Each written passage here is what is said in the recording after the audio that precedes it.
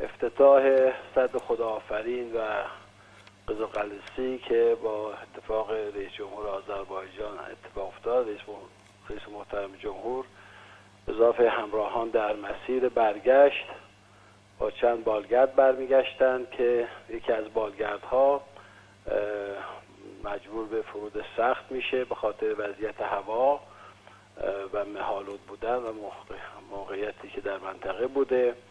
خب ما الان گروه‌های مختلف امدادی الان به طرف منطقه در حرکت هستند، ولی خب با توجه به مه‌آلود بودن و نامناسب بودن هوا و وضعیتی که هست مقداری خب ممکنه زمان ببره تا به نقطه بالگرد برسن.